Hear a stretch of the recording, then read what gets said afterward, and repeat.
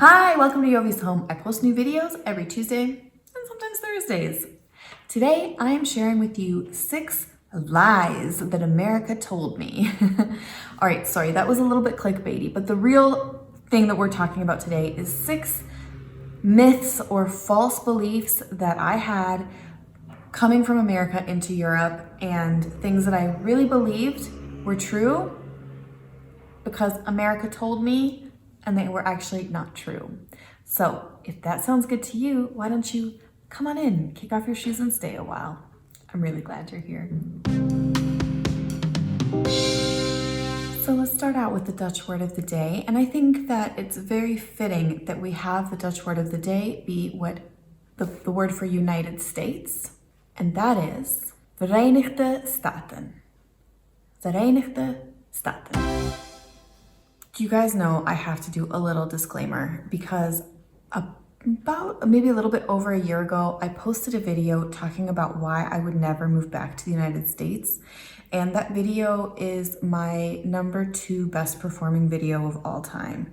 However, that video has an unbelievable amount of hate comments coming from people in the States that strongly disagree with the things that I said in that video. Now, I do acknowledge that that video wasn't maybe my best because I just turned on the camera when I was angry and I just ranted.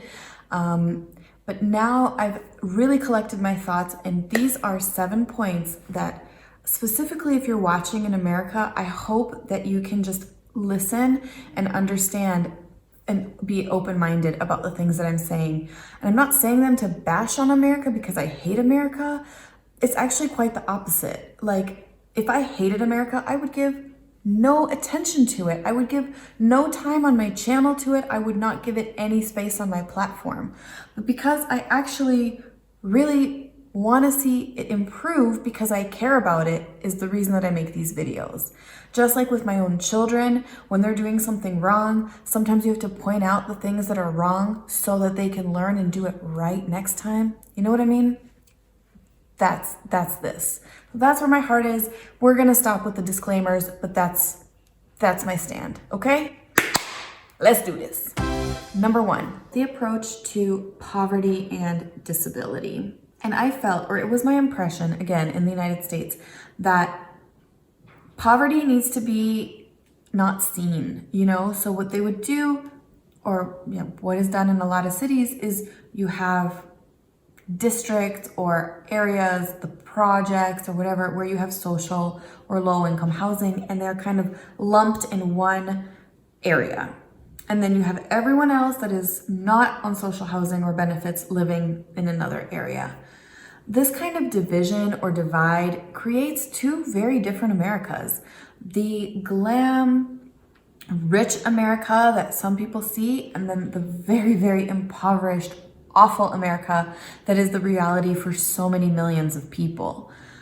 In Europe, it's not like that. In Europe, you have all the social housing intermixed with regular housing.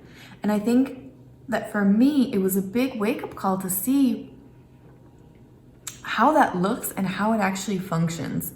And you don't have these like ultra super rich, like gated neighborhoods the way that you do in the States, because you don't need to keep anyone out because you're sharing a neighborhood with them. Like, everybody cares about the neighborhoods because they're all living there together. It was a real mind shift for me when I was told that there's also, low income housing the one street over, or, on my same street, as the very fancy international organization that I was working at, and where I was living in that very, very posh neighborhood.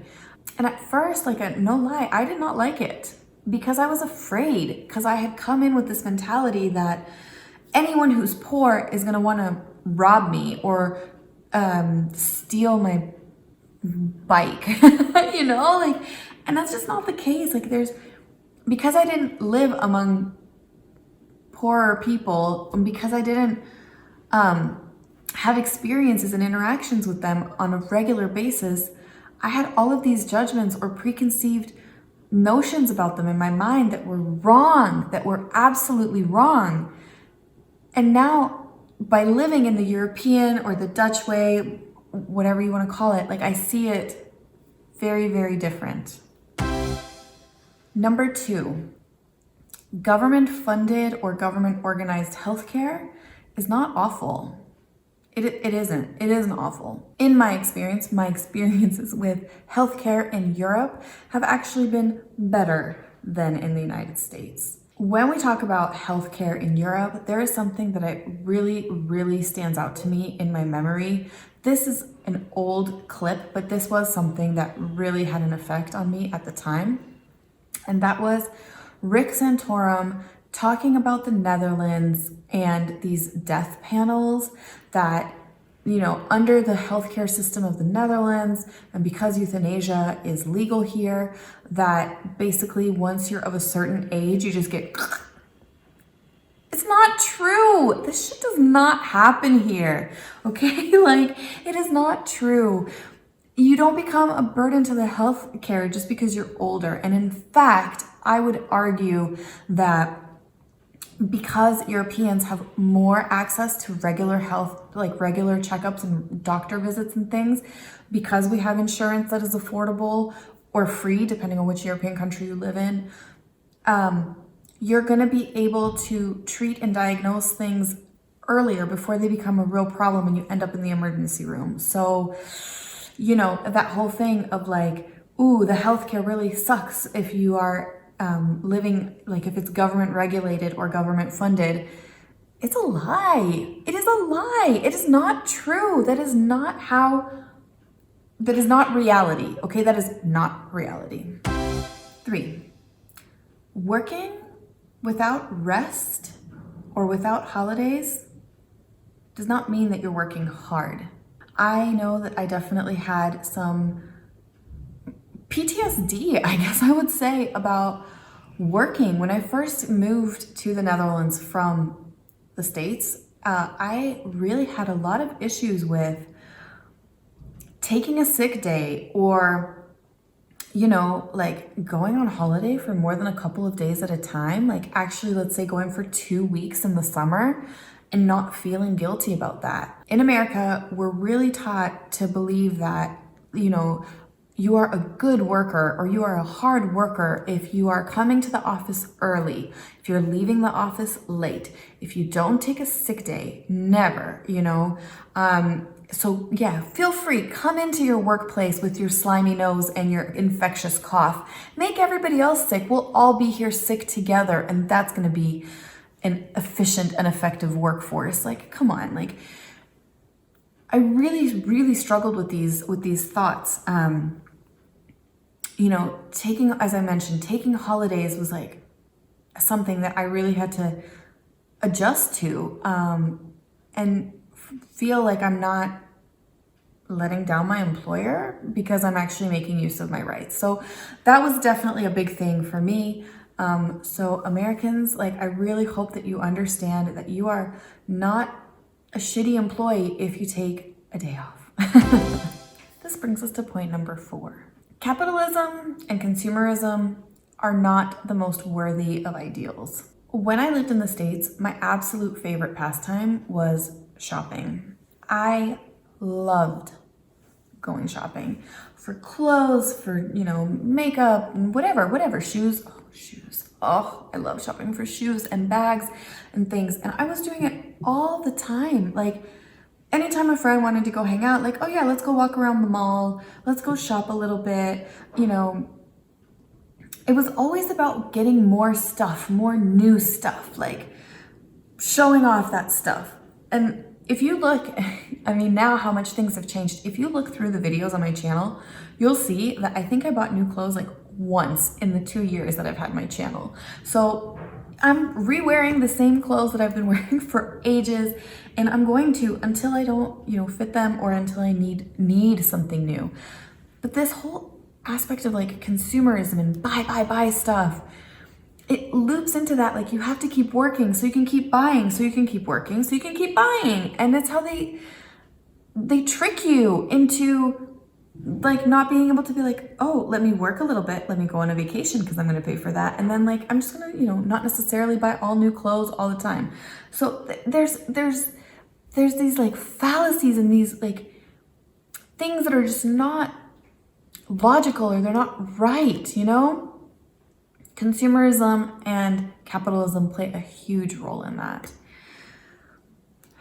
More money does not equal more happiness. That is also something that it took me a while to learn here. Now, I'm not saying that like if you don't have money to buy food, that more money would not lead to more happiness, or if you don't have the money to pay for your, I don't know, heating in the middle of winter, that having more money would not increase your happiness. That's not what I'm talking about. I'm talking about in a middle class society, or like a middle class frame of reference, let's just say. Suddenly becoming a millionaire is not necessarily going to make you happier. If you're able to meet your basic needs and then maybe do a little bit of like extras on the side, having all this like piles and piles of money is not going to increase your happiness exponentially. And I think that Europeans know that. Like, Europeans seem to get that. And so their goal is not necessarily always to just have more money. I think that consumerism really gives you an unrealistic expectation of what life should be or could be. And maybe we have the media to thank for that, you know, but definitely just having more stuff and buying more stuff actually does not lead to more happiness. 5. Freedom is a word that we really like to use in the United States, but it's actually not something that a lot of people truly have. This is subjective. I understand that your definition of freedom might be different than my definition of freedom, and therefore we might have a difference of opinion on this subject. But for me, freedom means the following. Freedom from stress or fear that if I get sick, I might be forced into bankruptcy or lose my home due to a medical debt. That is something that really weighs heavy on me, because getting sick is not something that you can control. And if that happens, wow, like what choices do you have? And that's just, I don't think that anyone is going to disagree with me on that you should not have to live in fear of losing your home or your life because you got sick. Freedom also from crushing student debt is a big one. I really admire like Europeans who, you know, seem to have figured out that we should make education, higher education, accessible to everyone. And not get people into crushing lifelong debt. And I'm not saying that there's no student loans or things here in the Netherlands, because there also is. You can also take out loans if you need studying, like financing to go to school. But we're not talking about hundreds of thousands of dollars, you know? That's definitely not the amount that we're talking about. And I also feel like another big freedom for me is the freedom to feel safe. And I did not always feel safe in the States. I'm nervous about guns, and you might say, guns don't kill people, people kill people. Yeah, but people have a lot of guns. A lot of people have a lot of guns in the United States, and I am afraid of those people, because I don't know them, and I don't know, they're unpredictable, and I don't feel safe knowing that I could be on a street walking around and there could be, everybody that I see could have guns, and there could be shit going on at any moment. Like, that is not safe for me. Students, like children going to school, having to wear bulletproof backpacks, that is not freedom for me. It's not.